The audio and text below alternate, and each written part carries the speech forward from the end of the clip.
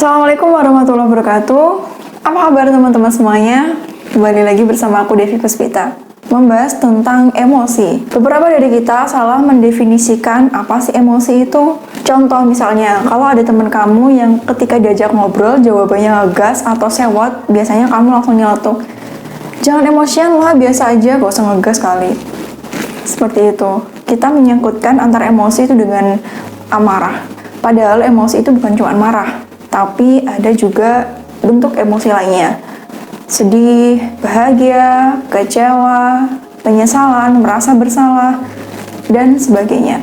Nah, di video kali ini aku pengen sharing ke teman-teman tentang artikel dari Mark Manson yang kemarin baru aku baca, yaitu tentang understanding emotion.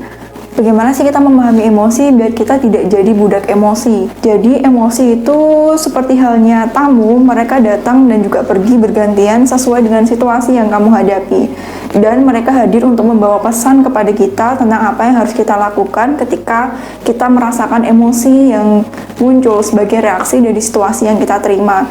Jadi setelah kita tahu kalau emosi itu datang dan pergi, kita lebih bisa paham kalau emosi sama diri kita itu terpisah. Kita bukanlah apa yang kita rasakan, sehingga kita lebih bisa mengendalikan emosi itu. Mark Manson bilang, emosi itu adalah bagaimana cara otak kita untuk memberitahu kita tentang hal baik dan juga hal buruk yang terjadi dalam kehidupan kita, sehingga timbullah reaksi itu. Kemudian dalam artikelnya, Mark Manson menyebutkan kalau manusia itu punya dua mekanisme dasar yang menghasilkan emosi. Yang pertama adalah the emotional accountant, yang kedua adalah the emotional taxman.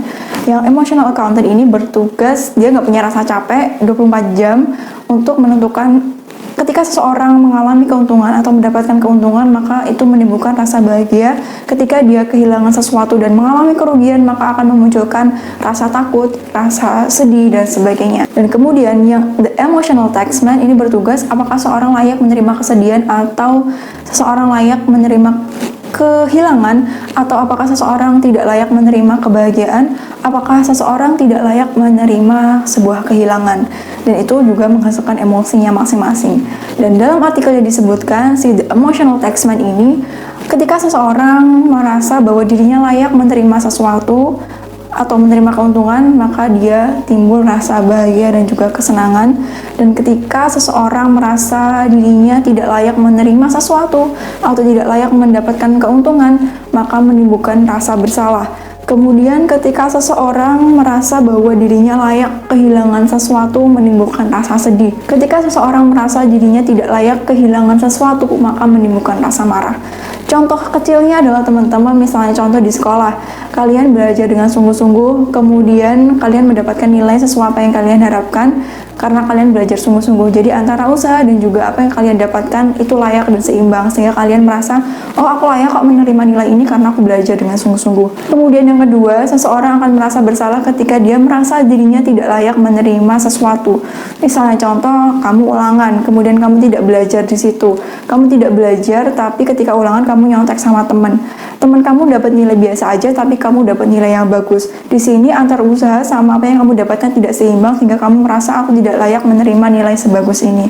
Itu menimbulkan rasa bersalah. Kamu merasa bersalah karena seharusnya yang dapat nilai bagus itu teman kamu, bukan kamu, kayak gitu.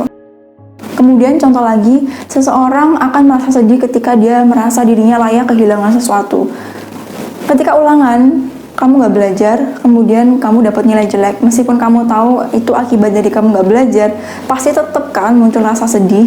Nah, itu adalah contohnya. Kemudian yang keempat, rasa marah itu muncul ketika seorang merasa dirinya tidak layak kehilangan sesuatu. Contoh, kamu sudah belajar dengan sangat tekun dan luar biasa, tapi nilai yang kamu dapatkan tidak sesuai ekspektasi, padahal kamu merasa diri kamu sudah belajar sepenuhnya. Di sini akan timbul, aku tidak layak menerima ini karena aku sudah bekerja keras. Akan timbul rasa kecewa, akan timbul rasa marah. Jadi seperti itu teman-teman. Kenapa kita perlu mengerti ini dan memahami emosi yang kita rasakan? Karena setiap hari kita berkutat dengan emosi ya. Hidup adalah tentang pembelajaran dan juga tidak terlepas dengan pengendalian emosi. Kita berhak untuk mengendalikan emosi, bukanlah kita yang dikendalikan emosi. Agar kehidupan kita lebih baik, manusia mana yang tidak ingin kehidupannya lebih baik? Kita semua pasti pengen. Maka dari itu, bermula dari pengendalian emosi yang bagus, self-control yang bagus, kita bisa menjalani kehidupan dengan lebih ringan dan kemudian bisa menikmati segala emosi yang kita terima di hari ini. Jadi, apapun emosi yang kamu rasakan, Meskipun kadang kala terasa berat, mohon diterima ya, karena emosi yang datang ke kita itu membawa pesan tertentu untuk diri kita. Jadi seperti itu teman-teman, karena kita sudah tahu sekarang kalau diri kita sama emosi itu terpisah. Kamu bukanlah apa yang kamu rasakan, tapi kamu adalah apa yang kamu lakukan. Dan kamu bebas atau berhak untuk bereaksi terhadap emosi yang kamu rasakan. Semoga apa yang aku share pada kali ini bermanfaat.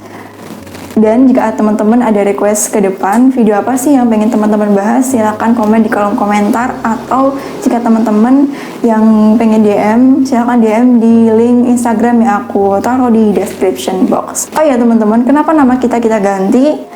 Yang sebelumnya Master Power menjadi @life. @life itu sendiri adalah education of life. Jadi belajar tentang kehidupan intinya. Jadi channel kami kita bisa belajar bersama-sama untuk memahami kehidupan lebih baik lagi, karena hidup adalah penuh dengan pembelajaran. Pembelajaran adalah bukan sesuatu yang kita dapatkan di sekolah aja. Pelajaran bukan hanya cuman matematika dan sebagainya, tapi tidak kalah penting juga kita belajar tentang kehidupan dan mengambil pesan-pesan yang datang dari segala situasi yang dihadapkan pada kita. Jadi begitu teman-teman, selamat bertumbuh dan kedepannya kita akan tumbuh bersama-sama ya. Sampai jumpa di next video bersama aku Devi Puspita. Wassalamualaikum warahmatullahi wabarakatuh.